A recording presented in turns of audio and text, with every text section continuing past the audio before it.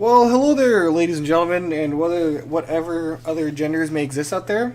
This is episode 1.5 of the Where We Landing Boys podcast. I know what you're thinking. You don't have any of the podcasts. Why is this 1.5? I'm about to tell you. This is 1.5 because I recorded one, and then halfway through one, I got a call, so I muted my mic, answered the call, was just going to edit that out real quick. I finished the recording. I go back to the editing. Turns out I never actually unmuted my mic, and even though I swear to God, I pressed the button. I swear to God, I pressed the button. I put that on. I put that on Black Jesus. I pressed the button. But anyways, this is Where We're Landing Boys podcast episode 1. Hold on. There we go. That's better. So anyways, this is 1.5. So I guess I'll just get to start off. This is docket. This is how I'm structuring these podcasts. How they're going to be structured. I don't expect this one to be anything longer than an hour, maybe about an hour. Due to the fact I'm by myself for this podcast, hopefully in the future I'll have like a guest or somebody else with me. That should be pretty nice and probably make this podcast a lot more enjoyable to listen to. But hopefully you won't hate my voice too much or anything that comes out of my mouth, that you'll actually enjoy listening to this. So how was my week? Week's been pretty well. My alarm went off. Week's been pretty well. I didn't really do anything this week. I just saw a bunch of movies, watched some anime, hung out with people. Nothing too amazing. I'm going to move on with the week. Anyway, animes of the week. So, this is basically my queue list right now. The only thing that's really watching right now is like, I'm watching Black Clover. Black Clover's solid. Starts off slow, it really picks it up towards around like, I'd say the 19 episode mark, which is, that's kind of deep in. But we're 50 episodes in, so it picks it up. Really, like it has some good fights with Asta. Asta's got a couple good fights that I really enjoy. I didn't really enjoy like the first mission he gets set on at when he joins the Black Knights. That one wasn't too amazing. The dungeon was pretty cool. Really, the show really didn't pop off until Yami started fighting the Midnight Sun, and that was he fought Licked. I don't know how to pronounce it. Fought that guy. That was pretty cool. So yeah, that's the show doesn't really pop off till Yami starts fighting. That's probably about like the best fight I think the show's had. The last fight with the Beast guy, I forget his name. It was decent. The animations and the art and stuff wasn't too. It really wasn't that amazing. Like what I did like about the fight was the fact that Yami got a power up. Again, Yami's the greatest character. Easy. I also do like I like Charmy. I think Charmy's hilarious. I love the fact that like she gets to draw in 2 different ways. I think it's that's great. But yeah, I just don't like the fact that like it went like the old school anime trope where like some guy. Sorry, I had to make a slight cut. We'll be right back in just a second after this blank commercial break. Okay, so anyways, back to what I was saying. What was I talking about? Oh yeah, I was talking about. Oh right, I was talking about the One Piece thing where anime characters have this thing where they go like a One Piece, big mom, like she has a thing where she goes, mama, right, and she's like, pass me a piece of cake, I need to put some salt in it, mama, like, just mama after everything. I get it. We're like, tons of characters do that, right? So like, the Beast guy has this thing where like he constantly says despair this, despair that. I would like a large helping of despair. Oh no, my kids followed the despair tree. You're so ugly, your mom hit the despair tree and hit all the despair branches all the way down to the despair ground. He says despair like 12 times in a row. There's no dialogue besides despair, and it just feels like it's just dragging like the whole fight and like the whole series of episodes down. So, kind of a moot point for the whole Water Temple arc. Other than that, I'm still enjoying the show. I think it's still has the potential to turn into a good show before the season ends. So hopefully that like shapes up. Also, another one of the big animes is My Hero Academia. Nothing really to say. It's still good. Still running pretty solid. The only thing is, it's more Naruto and Sasuke than Naruto and Sasuke were Naruto and Sasuke. It's becoming more apparent the more Kachan Deku, Naruto, and Sasuke it up. It's more like Naruto than Naruto Shippuden, but like, it's running pretty solid. Also, watching Anglo Moist Record of the Mongol Invasion. The show's. I've had zero complaints about the show overall, up until this last episode, which is episode 11. I watched it last night. It's a good anime. It has like this weird filter over it that like, for the longest time I was having trouble with that, trying to decide whether I liked it or like I didn't like it. But I think overall I liked it because I thought like it fit the theme of like it's in an old anime that wouldn't be like a animated version of the historical telling, which is obviously stretched and drawn out from reality. But overall, it's good. It's been a good show. It's a solid show. It has a plot. It has characters who have motivations, which works because it's based off of an actual event in history, even though it's stretched to oblivion. It's not stretched to oblivion. It's not like there's magic or anything, but it's stretched stretched the truth or the realism of the show, and it's going very solid. 9 episodes in, it's great. The 10th episode starts off great. Starts off with a conflict between two characters. It gets resolved within minutes of like the conflict escalating to its peak point. And it's all fine and well. It's going good. I can't complain. It's really interesting. And then episode 11 hits. And then you can tell this is a 12, 13 episode series. It's not meant to be like a 28 episode shonen season, right? So it gets to episode 11. And it gives you the, like, it kills off a character, right? You think, oh. Because it doesn't, no red flags yet. Because they kill off a character, I'm like, there's nothing wrong with killing off characters. Killing off characters is good. It shows the writers are, they're not afraid to make, decisions and, stick to them, right? Instead of just throwing death out the window and just reviving every character so there's no, there's like death has no consequences. Like if you die, it's not a big deal. It's kind of like, it's like 7 Deadly Sins. Like, they refuse to let any of the characters die in the show. Like, if there's any chance of them dying, no. They would get revived, or they just get MacGuffin to safety or something, and that's just like that's a whole nother story for a different time. But you can tell like they like a second season is unlikely, also because well. Here's what this show does. That like a lot of shows that they don't expect do anything or have a second season, or they don't know how to like end character arcs or what to do with the amount of characters they have. So here's what they do. The show is doing it. They just started killing everybody off. And the worst part is they're killing everyone off in the exact same episode. They killed like 6, 7, maybe 8 characters. I wasn't keeping count. They killed a numerous amount of characters in this one episode. So one character dies, and then the character's like, well, let me give you the red flag sign. So female character dies. She's like, I want to stay by her side. She dies. She dies instantly. She literally dies the next second. And so the male character dies. He's like, oh no, I must avenge her. I will fight for her death. She was kind of cute. I'm mad about that. He starts fighting. A couple seconds later, he just dies. No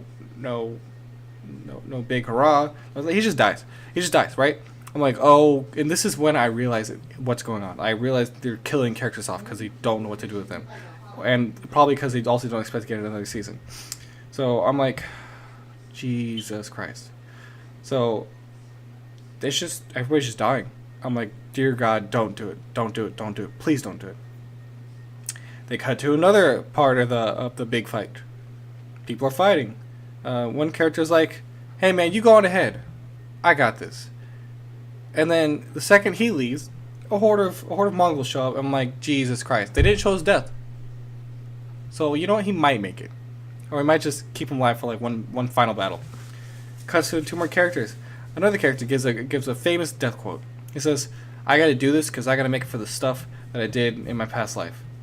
I'm like, he's probably... Yeah, he dies. He dies a couple seconds later. Just done. Donezo. Mongol shot. Boom. Dead. Character next was like, oh, I should probably get out of here before... Oh my God, I'm dying. And then he dies. And so they've killed 5 or 6 characters in one episode. And so this is obviously not getting a second season. And they had too many characters that they didn't know how to resolve the character arcs, or they didn't have. Honestly, it just feels rushed. Like all the episodes felt like they were taking the time, the pacing was fine, and then it gets to this episode, and then they realize, oops, we're running out of time, and they just rushed they rushed every single thing about the episode. So they killed 5 or 6 characters in the episode. They probably has like the show's probably has like 2 episodes left. So I'm not.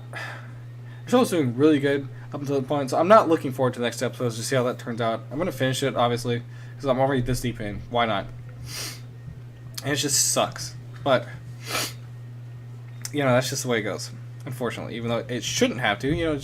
I wish production companies could just give shows the time they needed to figure things out. Like what's the show? Twin Peaks. Twin Peaks, not the first season. I think it's the 3rd season, where like they were like episodes. You have no idea what length each episode is going to be. Why? Because the David Lynch, I think it's his name. He decided this episode is going to be however long this episode needs because this is what the episode needs. I wish shows could do that. I really do, but unfortunately, anime production companies can't do that. But that's my pet peeve. Whatever. I'm moving on with my life. I'm also watching Overlord. I'm watching Overlord. Staying up to date on those episodes. It's cool. The season's running pretty good. There's a lot of action and a lot of progression, character arcs, and everything's moving on pretty nicely. All I know is part is like the harem stuff. I'm not really into that. It's weird, but whatever. That's just me. And the show's looking pretty solid. Last episode, okay, there's like one cool thing to happen.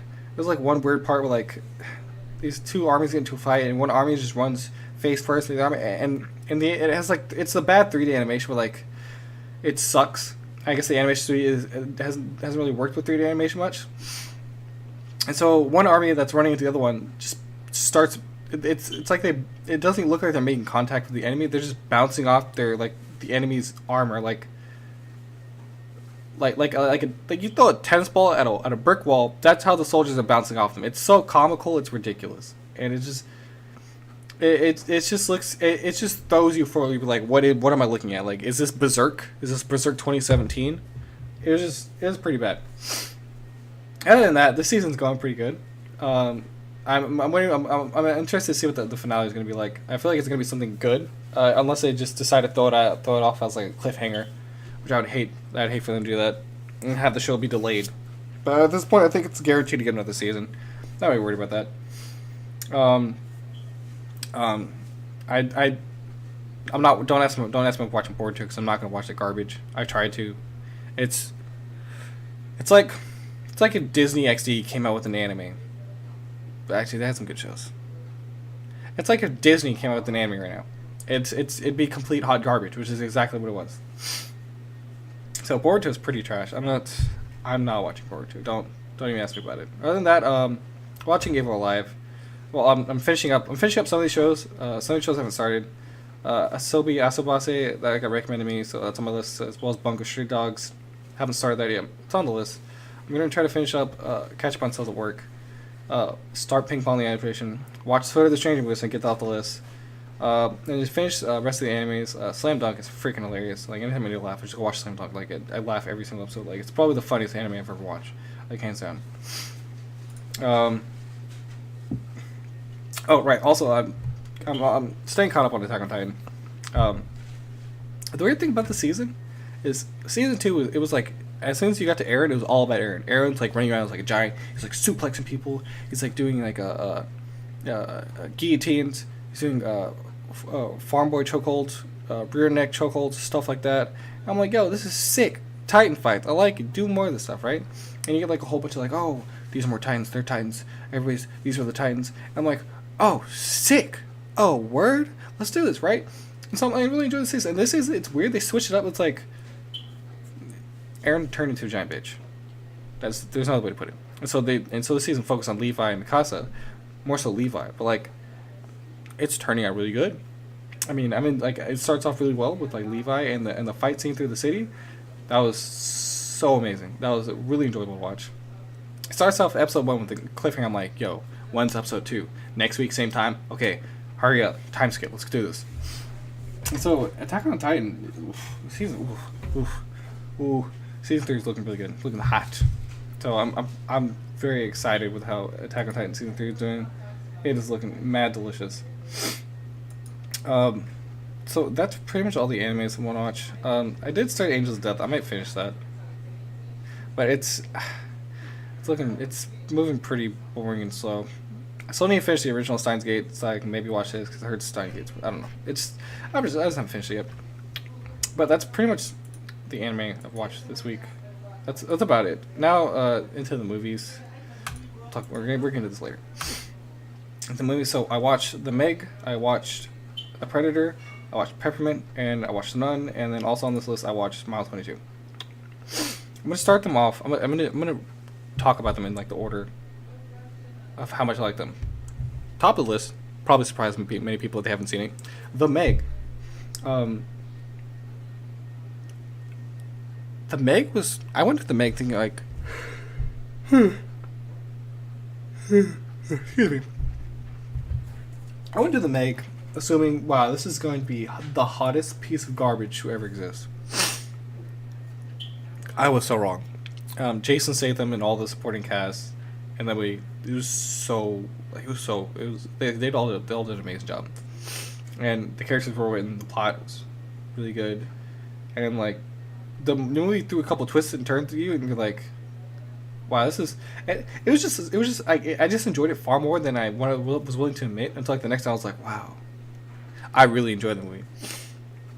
So that movie was actually quite amazing. I would recommend like literally everybody go see it. It's probably like the best movie of the summer, because I don't think Deadpool came out technically during like the summer. If it did, then Deadpool and then this movie. But this is the best movie I've seen since the summer. It was super good. So the movie wasn't cheesy or anything. It wasn't stupid. But the movie, I was zoomed in and tuned into the movie like the whole time. Like it was just so much fun to watch. So then the next I would put on the list is Peppermint, which I saw the trailers. The trailers seemed super cheesy because it was like, oh, you got peppermint in your blood. I'm like, oh my god, I wanted to choke someone out, but I was like, you know what? I'm just gonna go see it. Whatever, fine, I'll go see it. I got nothing better to do, so I go see it. I was dead wrong. She killed it. That the movie was great. The movie was pretty, like the whole story arc and how she becomes like a whole like a badass murder killer or whatever thing. And it's explained with, I guess, like a time skip. She's like, I think it was like 5 years. I think it's been like 5 years. There's just like a 5 year time skip where she like runs around the world. She's like on the run. She's like training stuff, and then she makes back. She starts murdering people. And like the fight scenes are great. The whole plot and the pacing of the movie is wonderful. I was severely impressed that the movie turned out so well, and it actually ended up holding itself together really well. And so I was shook. So I enjoyed the hell out of that movie, and it looks like they did a little bit of sequel baiting, because, well, if any of the movie does some sequel baiting, so I assume there's going to be a sequel. I assume. I don't know if they'll push that through production, but I assume there's going to be a sequel to Peppermint. So, Peppermint, if the Meg is like an 8, Peppermint's a 7.5. And then we get to the Nun. Which, oh god. Wait, so here's the thing. For me, here's a movie tier list. Here's the movie ratings. You either want a 10 or a 1. If you get a 5, it's the worst movie possible. 1's so bad, it's laughable that you enjoy it. A 10's so good, it deserves an Oscar, right? So, the Nun, it starts off really well. It's got a little spooky thing. It just didn't take itself seriously. Like, it's moments where like it's stupid comic relief, and like characters are like goofing off in like random points in time, and there's like they take like this movie took the whole spirit netherrealm, and the spirits can do a whole bunch of spooky like bullcrap. They just get away with it. The movie took it and turned it to like a 20. If the scale is a 10, it doubled it, and it like the movie. It took like the Christian demon hoopla and threw itself off of a large cliff, and they decided, hold on, we're not done, and they threw themselves off a second cliff, because the movie it starts off fine, has some jokes, moments that just throws you out of the mood, but I'm like, whatever, you're still enjoying it, but like towards the end, it just throws common sense and like the direction of the movie out the window and says we're gonna do whatever we want, whenever we want, however the hell we want. And so like at some point in the movie, spoilers, not giant spoilers, but at some point in the movie they get the blood of Christ. They have the whole blood of Christ at some point in the movie, and it's a plot device for the movie. It's just you see it and you're like, I can't actually believe what I'm seeing and hearing. The blood of Christ. I don't know. A lot of questions were raised. How'd you get the blood of Christ? I don't know. Where did you find it? How have you guys been keeping it here the whole time? Why is the blood of Christ just chilling here? And I don't know. And there's so many questions. So many questions. But other than that, it's a 4. I rated it a 4 because you can at least see it and go have fun with it. That's fine. Like it's not a horror movie. If you're a horror movie, just be a horror movie the whole way through. Don't make jokes. Just keep me on my toes the entire way through. Whatever. And then we have the last movie, The Mile 22. Just Mile 22. It starts off fine as like an action film, and then it slowly starts rolling itself downhill towards a very deep ravine. It's fine. The characters, like the action's okay, but then it just takes a turn for the worst. Because there's one scene where there were so many jump cuts, I actually lost track of what was happening in the action. I didn't know what was going on. And it's just so poorly written. The pacing is terrible. The fight scenes are awful. And Mark Wahlberg's character is just like they try to portray him as like some like prodigal genius, right? He's some kid that was like, yeah, he's too smart. We threw him in the military because his family died, and so he's gonna become like a born soldier, right? He's gonna become a born murderer. He can do anything. He's unstoppable. He's smarter than you. He's faster than you. He's better than you. He's just a giant asshole. That's basically all. But they try to write off like, yeah, but he's really really smart. He's super smart. Look, he drew this and we put it on our fridge because it was so good with how he drew it. It's on the fridge. You did a good job, son. No. They hyped him up and to make him seem like he was always one step ahead. It wasn't. It's just really poorly written. Anything that's happening it just sounds so dumb. And the whole time they're like, when does this movie end? Because it's just not enjoyable. Like the movie was a big flop. Like if you're in a belly flop contest, you missed the pool. That's what this movie was. You missed the pool. You landed on the concrete. The judges scored you a 0, but they felt bad for you. That's basically what this was. So that was the movies I saw. That was. Whew. Oh wow, big sad. So I want to talk about like some Fortnite changes. I play Fortnite somewhat competitively. I'm pretty competitively serious about the game. I like the grapple of the game.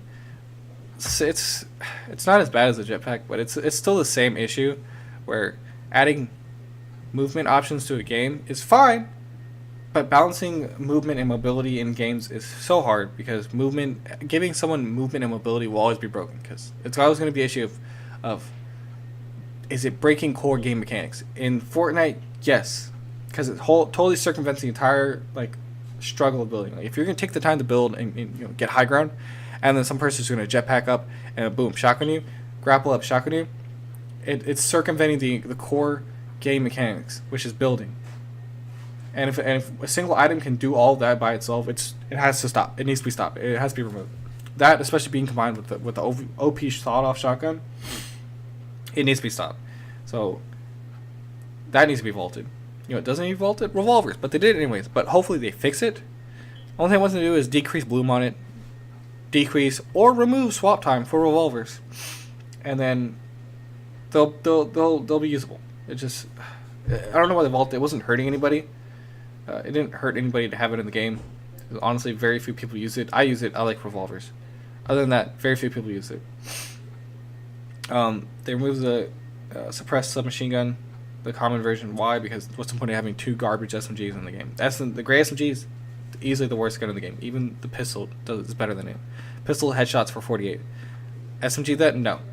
You can 3-shot someone if you land 2 headshots with pistol. Usually if you're in the range, you can kill someone with a pistol. Even from decent range, you still kill someone like 5 shots. SMG struggles at that. So SMGs are probably the worst series of guns in the game, barring the blue and the epic and legendary SMGs.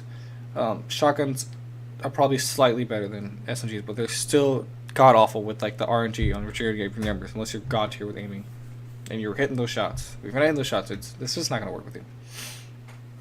And that's like a huge problem, and I have that Epic needs to address right now. Oh no, I messed up my mic.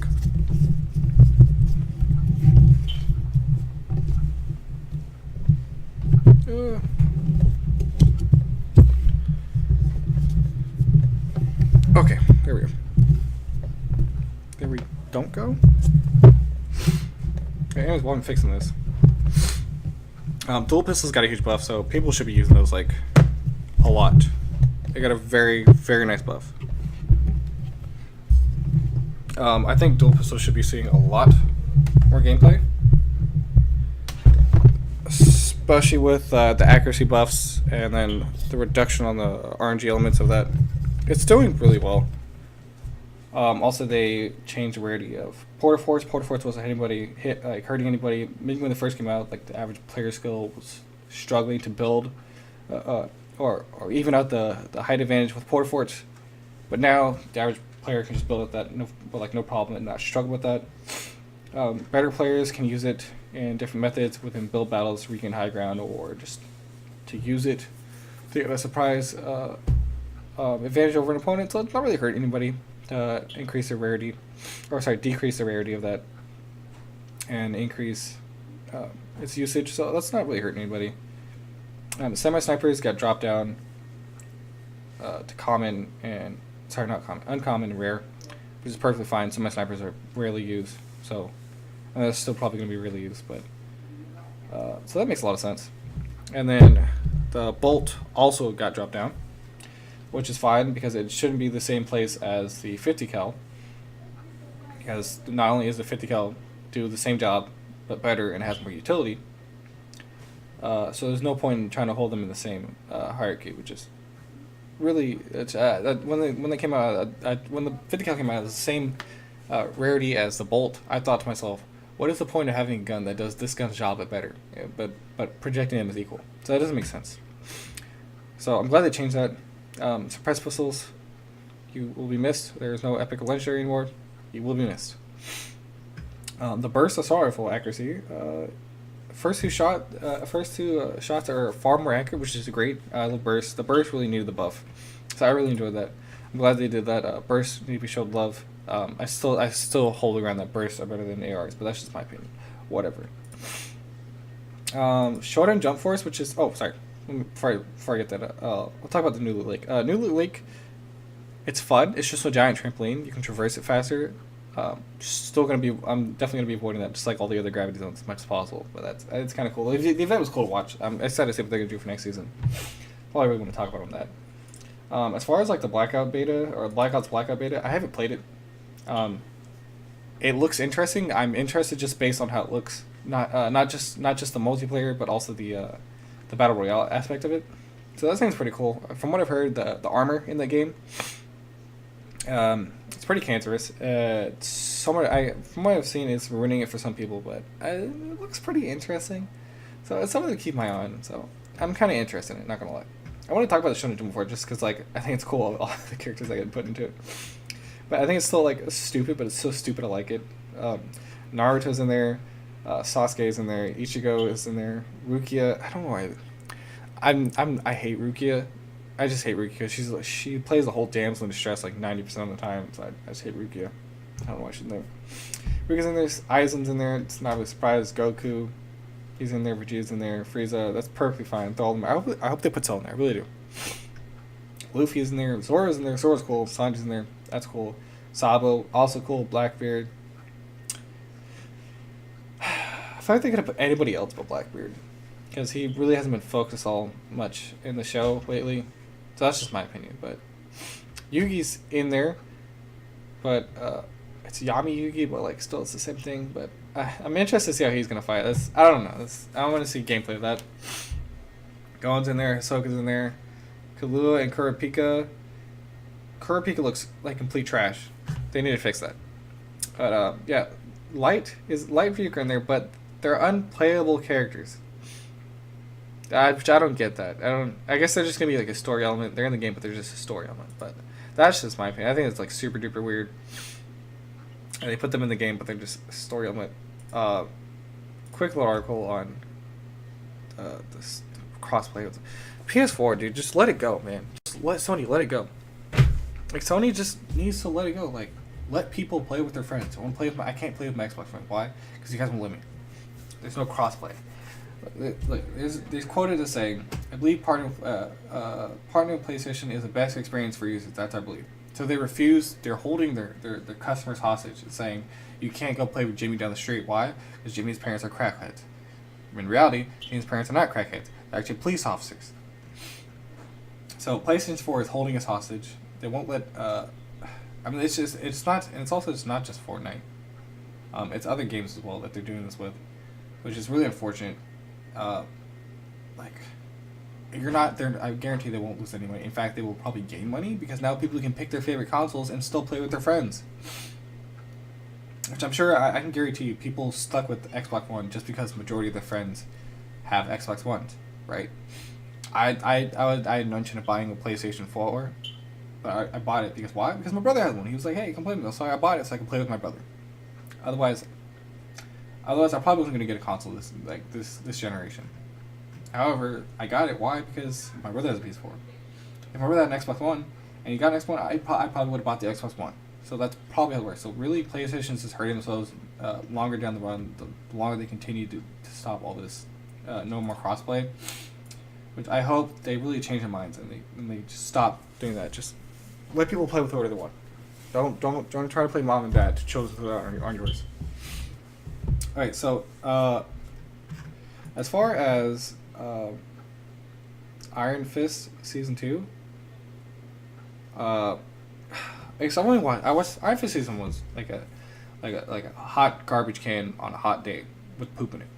It was terrible. The show, like the writers, they only let the Iron Fist use his Iron Fist when the writers wrote themselves into a situation they couldn't naturally get out of. And like the whole, like he's supposed to be like this great kung fu master. He's supposed to be this unbeatable fighter who's never lost. But in the show, he's getting his butt kicked every once in a while, and it's just mind blowing that they build him up as this character, but he's not allowed to hold that prowess. And if they want him to struggle to fight, create good characters for him to fight. Don't just write yourselves into a situation and then let him use the Iron Fist to MacGuffin his way out of it. So he only ever used the Iron Fist whenever they really need to get themselves out of a situation, but they brought themselves to a stupid situation. Season 2, I've only watched one episode, but like the first episode, oh God, the fight scenes, it's not like I can't help but like compare it all to Daredevil season 1. Like Netflix, you guys put yourselves in this situation by having such an awesome first season with that hallway fight scene, all the continuing fight scenes, all the following ones, even the last one with Fisk. You guys put yourselves in that situation. So you guys either step up to the plate and make the other seasons as good as this one, or you just find someone else to do it. If you guys can do it, find someone else who can do it. So I've only watched episode 1, but I'm looking mad disappointed right now. So hopefully the show picks up. I have zero expectations. I'm going to this with zero expectations. Am I going to be sad if it sucks? No.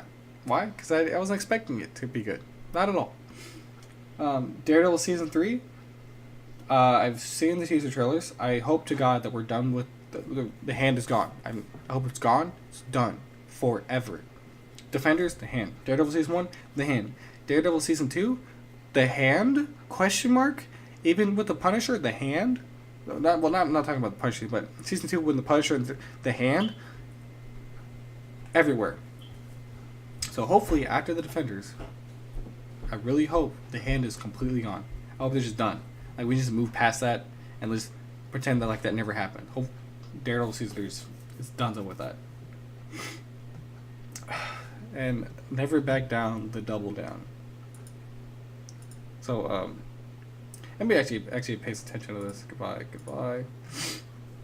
If anybody actually pays attention to this, Myth took also thank you for writing this article. Myth took a significant veer cut due to not wanting to deal with his Twitch stream chat because the stupid stream monsters. Not the whole because people go on they act like a bunch of Neanderthals just because they're hiding because they can hide behind a name on the internet. Which like I would never want like my chat to behave like that. Like if real people on the other side of the screen act like that. Simple as that. Talk like a human being. Don't put a mega wall every 5 seconds. But I guess that's his fault for not moderating the chat as well. Like, for like a good example, look at Nick Merckx. Nick Merckx, I've seen videos of like him having the conversation with his own stream chat, just because the way they're acting is ridiculous. But I'm good to see the massive, or not massive, the significant cut in viewership, just to see things more maintainable and see like probably like an increase in quality and like the whole viewer stream experience. So good on him. I hope this works out for him, and then I hope the people that left never come back and never get anybody else's channel. And just stay out of trouble, please, because it's just stupid. Like, why would you behave like that?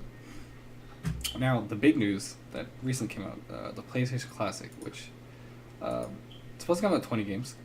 So far, the ones they have told us about is Final Fantasy VII, Tekken 3, Wild Arms, and 17 other legendary titles. Coming at $100 for a PS Classic. Am I complaining about the price? Absolutely. Am I still going to pay it? Yeah. But like, that's $100. I appreciate the fact that it's reduced in size, it's smaller, it comes with all the stuff. I believe it comes with 2 controllers. If it comes with 2, that's amazing. If it comes just 1, I'm not going to complain. But like, oh my god. I really would like to know what the other 17 other titles are, because right now, Final Fantasy VII and then Wild Arms is not enough to justify a whole $100. That's a lot. Like, that's a lot.